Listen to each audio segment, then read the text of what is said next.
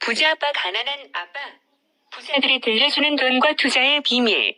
13페이지 하단 1절부터 읽습니다. 결국에는 이 테스트 덕분에 내 딸과 나는 즐거운 오후를 보내게 되었다. 우리는 한 번도 얘기하지 않았던 것에 대해 함께 얘기했다.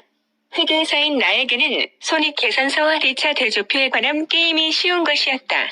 그래서 나는 여유 시간에 내 딸과 같은 탁자에 있는 선수들이 까다로운 개념을 이해하도록 도왔다. 그날 나는 제일 먼저 그리고 모든 선수들 중에서 유일하게 경주에서 빠져나왔다.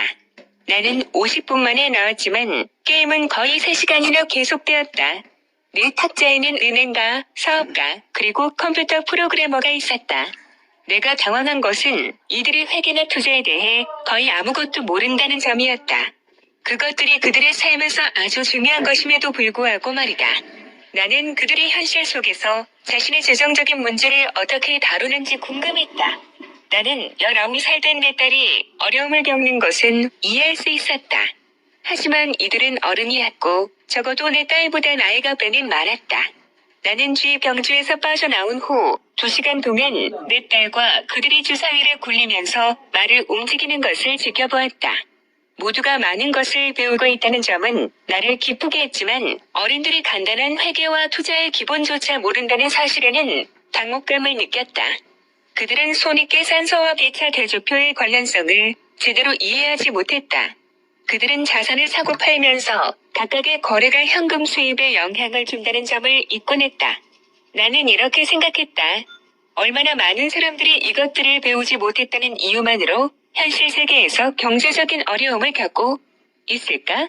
다행히 그들은 게임을 끝낸 후에 15분 동안 캐시플로에 대한 우리의 의견을 말해달라고 했다. 내 탁자의 사업가는 기분이 좋지 않았다. 그는 그 게임을 좋아하지 않았다. 내가 왜 이런 것을 알아야죠? 그가 큰 소리로 말했다. 내가 고용하고 있는 회계사, 은행가, 그리고 변호사들이 이런 것을 알려줍니다. 그 말에 로버트가 이렇게 대꾸했다. 회계사 중에 부자가 아닌 사람들이 무척 많다는 것을 알고 있나요? 은행가, 변호사, 그리고 증권 중개인과 부동산 중개인도 그렇죠. 그들은 아는 것이 많으며 대체로 영민합니다. 하지만 그들 대부분은 부자가 아닙니다. 학교에서는 부자들이 알고 있는 것을 사람들에게 가르치지 않습니다.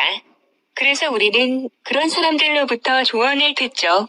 하지만 어느 날 당신이 자동차를 운전하다가 도로에 갇힌 채 일터로 가려고 애를 쓸 때 우연히 몸을 돌려 오른쪽을 보면 당신의 회계도 똑같이 도로에 갇힌 걸 보게 되죠. 그리고 왼쪽을 보면 당신의 은행가가 있습니다. 이것이 무언가를 말해주는 겁니다. 컴퓨터 프로그래머도 그 게임의 감명을 받지 못했다. 나는 이런 것을 나에게 가르쳐주는 소프트웨어를 살 수 있어요. 그러나 은행가는 감명을 받았다. 학교에서 이것을 배웠습니다. 그러니까 회계 부분이죠. 하지만 그것을 실생활에 적용시키는 법은 몰랐습니다. 이제는 알겠습니다. 나는 이제 이 경주에서 빠져나와야 하겠습니다. 하지만 나를 가장 감동시킨 것은 내 딸의 말이었다. 정말 재미있게 배웠어요. 딸이 말했다. 돈이 움직이는 방식과 투자 방식에 대해 많은 것을 배웠어요. 그리고는 이렇게도 덧붙였다 봐요. 이제 나는 내가 하고 싶은 일을 직업으로 택할 수 있게 되었어요. 직업의 안정성이나 보상 혹은 내가 받은 보수에 얽매이지 않고 말이에요. 이 게임이 가르치는 것을 내가 배울 수만 있다면 내가 정말로 원하는 것을 자유롭게 할 수 있을 것 같아요.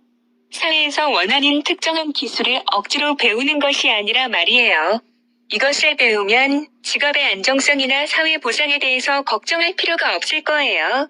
나는 게임이 끝난 후에 로버트와 함께 얘기할 시간이 없었다. 하지만 우리는 다시 만나 그 문제에 대해 더 얘기하기로 합의했다. 나는 그가 그 게임으로 사람들이 재정적으로 더 현명해지도록 돕고 싶어 한다는 것을 알았다. 그리고 나는 그의 계획에 대해서 더 많은 얘기를 듣고 싶었다. 남편과 내가 그 다음 주에 로버트 부부를 위한 저녁 모임을 마련했다. 처음으로 갖는 사교적 모임이었음에도 우리는 마치 여러 해 동안 잘 알고 지낸 것 같았다. 알고 보니 우리에게는 많은 공통점이 있었다. 우리는 여러 가지 얘기를 나누었다.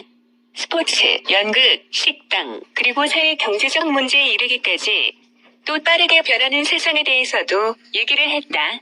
우리는 대부분의 사람들이 정년퇴직 이후를 대비한 저축이 거의 없음을, 그리고 사회보장과 의료보험 제도가 거의 파산 지경에 이르렀음을 진지하게 토론했다. 내 아이들의 수천만이 넘는 전후 세대의 퇴직연금을 지불해야만 하는가? 연금 제도에 의존하는 것이 얼마나 위험한지 사람들은 알고나 있는가? 로봇의 주요 관심사는 미국은 물론 전 세계에서 점점 벌어지는 빈부격차였다. 13페이지 하단 1절부터 16페이지까지 읽었습니다. 오늘의 미래다. 강남부자 따라잡기 R&D 재테크투자연구소